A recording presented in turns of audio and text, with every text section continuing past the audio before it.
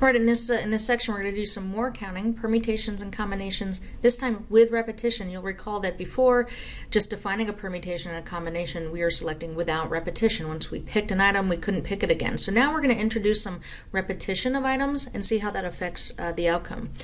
First, we start with a theorem that's, I think, pretty obvious. So it's just an application of the multiplication counting principle. But if we have a set S that has n distinguishable objects, the number of distinct permutations formed by selecting k elements with replacement is equal to n to the k. So like I have k spots to fill, I have n choices for each spot because I can pick the same item again. So for example, let's say that there's a lottery, a container that has 500 numbers, and when they draw the lottery, they take a number, write it down, and then they return that number to the pool, and so it could be grabbed again. And they keep doing that until they get 5 numbers selected in sequence. So the different number, or the number of sequences that may be selected is 500 to the 5th, because I've got 5 spots to fill, and there's 500 choices for each of them. Now, here's a similar question. Suppose there are 8 people on a committee, and they're voting on an issue. Each person could vote yes, no, or abstain. And on a given issue, how many possible outcomes are there? Meaning, how many different sequences of votes could happen. So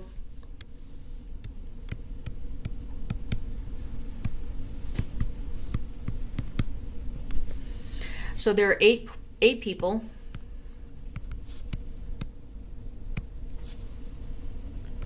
Three choices each, right? Because each of them has yes, no, or abstain. Once somebody votes yes, another person can also vote yes. And that gives us 3 to the 8th sequences of votes. But, you know, if we think about this voting issue some more, sometimes we're interested in the actual roll call. Sometimes we might be interested in exactly who voted which way. But what if we just want to keep track of the outcome? Meaning not just the did it pass or did it not pass, but like how many yeses, how many no's, how many abstains. And I don't necessarily care if it was John that voted yes and Maya that voted no, or vice versa. I just want to know how many yeses, how many no's, and how many abstains. So for example, one possible outcome would be 4 yeses, 3 no's, 1 abstain. That would be one possible outcome. Or maybe 2 yeses, 4 no's, 2 abstain. Right, so how many different collections like these two could I have? So what I'm going to do to kind of explore this question is adopt a particular notation. So let's say I'm going to count this as 4 y's. I'm just going to write down 4 y's. Y, little divider. Then my 3 n's, little divider, and then my 1 abstain. This one, using that same notation, would be y, divider, 4 n's, divider, and then 2 a's. So if we adopt this notation,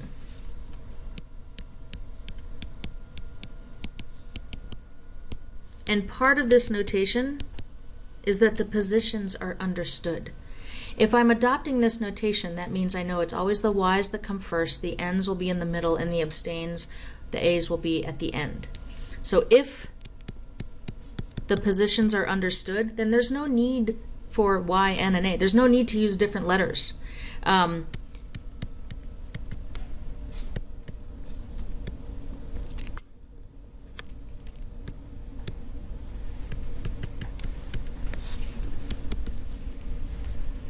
If the positions are understood, then we can write the following. This 2 yes, like if I take the same vote outcome here, 2 yes, 4 no, 2 abstain, I could simply write that as x, x, and then 4 x's, and then 2 x's. right? If it's already understood that the A's, the Y's come first and then the N's and then the A's, I don't have to use different letters. I do have to keep the dividers though, right? Because I need to distinguish one group from the next. This works even if one group is empty. Suppose I have all yes, right? Say something passes unanimously. Then I'm going to have 8 X's. A divider, I'm not going to have anything in the next spot, a divider and nothing that comes after it. Now with this notation, gives us a way to count how many outcomes. Look at this, we have, let's see, there are 8 X's to place, right?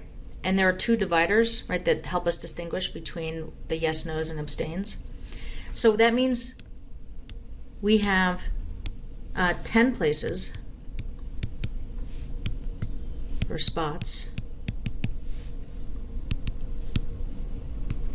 in which to put 8 X's and 2 of these, dividers. So if I have the 10 spots, 10 places, and I'm going to choose the spot that get the 8 X's, so that's 10, choose 8.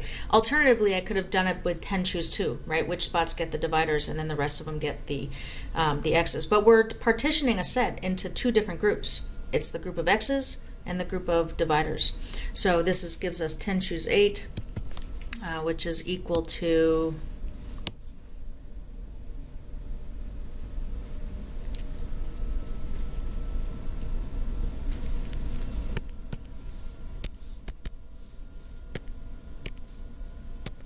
45. 45 possible outcomes.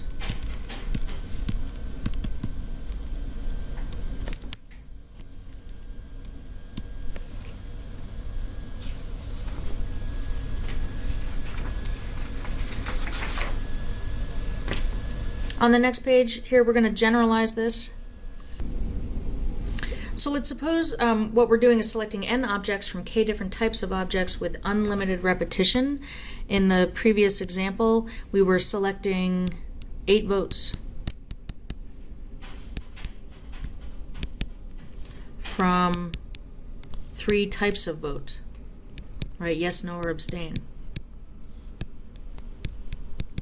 With unlimited repetition, right? They could all vote yes, they could all vote no, they could all vote abstain if they wanted to.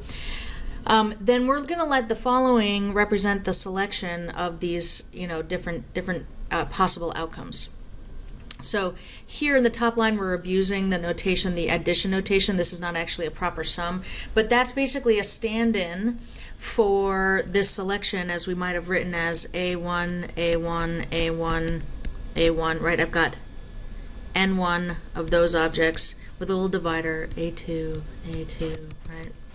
And I've got N2 of these guys. And then, here's my last group, my AK, AK. And there are NK of these. So that this top line is just sort of a stand-in for this. So you'll see this notation used from time to time. Up here, the addition is not a proper sum. Down here, that is a proper sum.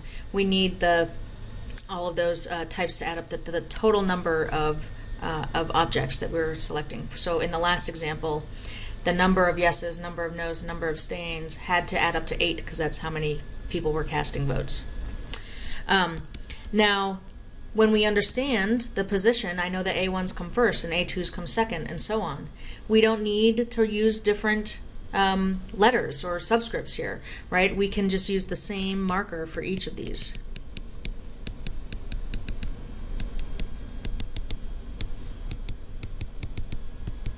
Right, it's understood, we don't end with a divider, it's understood that this will represent the same selection as above.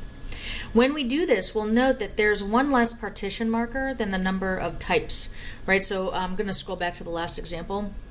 There were 3 types of vote, and that meant we only needed 2 dividers, right, to give us 3 different positions, or 3 different kind of partitions, I guess. And so each arrangement of these X's and dividers gives a distinct way to select n objects from k types with unlimited repetition. And that can be given by the formula in the following theorem. So it's a single combination, just like when we figured out the votes. n plus k minus 1, this is the total number of spots, right? So there are k different types, but you only need k minus 1 dividers. So the total number of spots to fill with either an x or a divider is n plus k minus 1.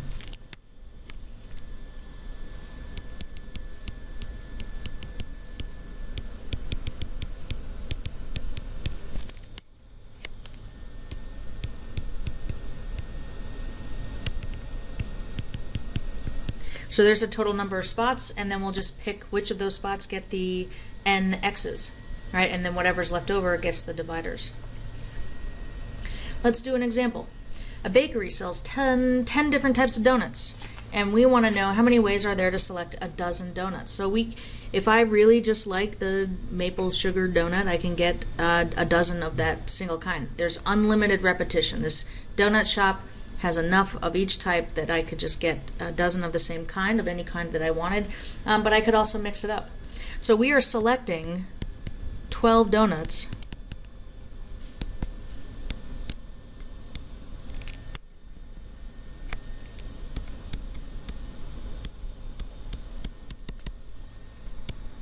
of 10 different types. So if I were writing this out with the x's and the dividers, that means that I would need 9 dividers, right? And using the theorem on the last page, the number of ways to select these 12 donuts will be 12 plus 10 minus 1, choose 12, or 21, choose 12.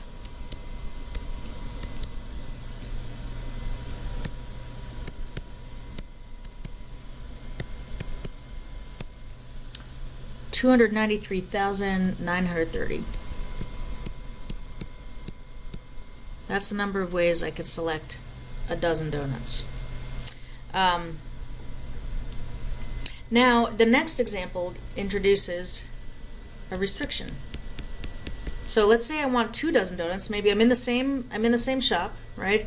They've got as many donuts as I might want of each kind, but I want to get 2 dozen, and I want to make sure that I have some variety, so I want to select at least 1 of each kind.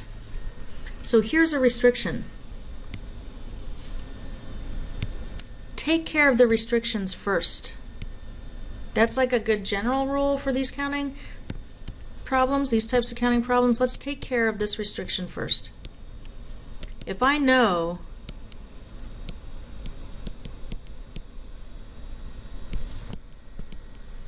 that I need at least 1 of each kind, I'm going to pick exactly 1 of each kind first, right? And then I have more to choose from, but that's what I'm going to do first.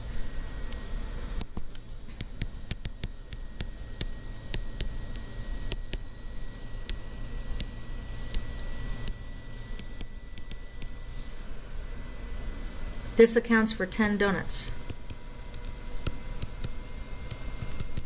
And by the way, there's only one way to do that, right? To pick 1 of each kind. Just give me 1 of each of those 10 types of donuts. So there's only one way to do that.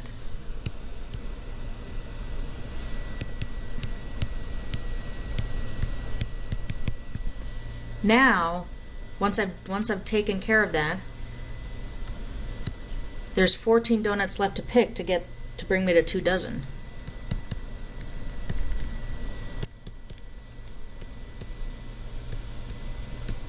And no restrictions on this.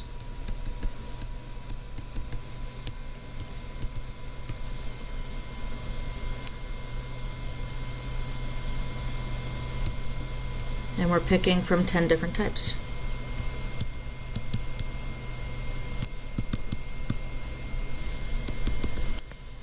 That means there are, let's see, 14 plus 10 minus 1, choose 14, or 23, choose 14. This will give me some value. 23, choose 14.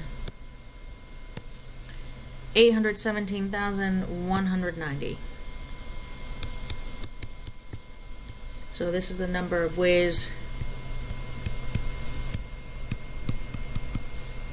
to pick 2 dozen donuts.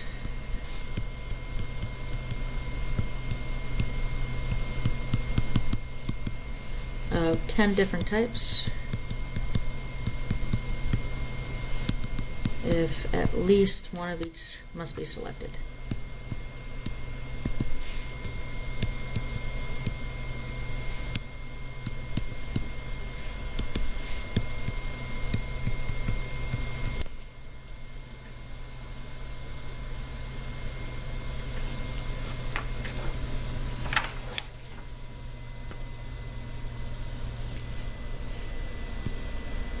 Alright, let's do one more problem. Let's say we want to know how many solutions there are to this equation.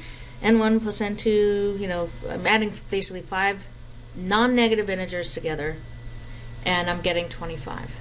So it's possible that these could be, that one or more of these could be 0, but none of them could be negative. If we allowed negatives, there would be, I guess, an infinite number of ways to do that. But we're limiting ourselves to non-negative integers, and we want to get to 25. This is kind of like the same type of counting problem that we've been doing. And I'll show you by example. So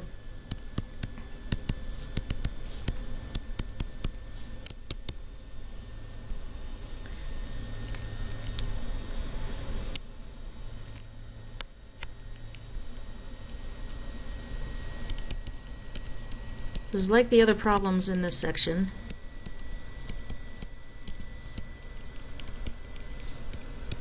Because let's suppose the integers I'm adding are 12 plus 10 plus 3 and then 0 and 0. That would be the same as 12x's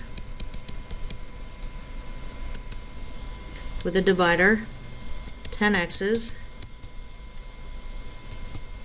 with a divider, 3x's with a divider, and then 0x's, 0x's.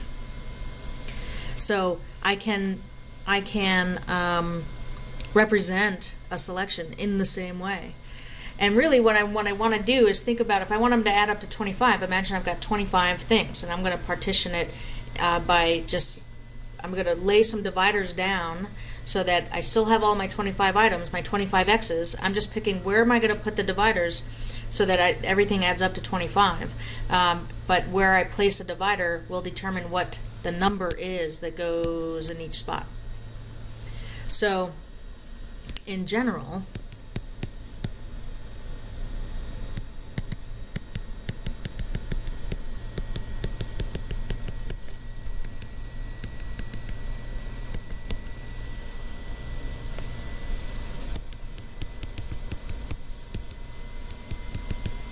this would represent a selection where I have n1 x's at first to take care of this first integer.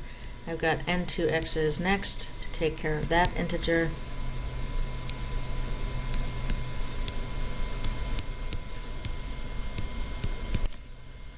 And that means there are, let's see, I've got 25 x's and 1, 2, 3, 4 dividers. 25. Let's see, 4 dividers means a total of 29 spots, or 5 different types, right? 5 different integers here. Plus 5 minus 1. Choose 25. 29, choose 25 gives us something.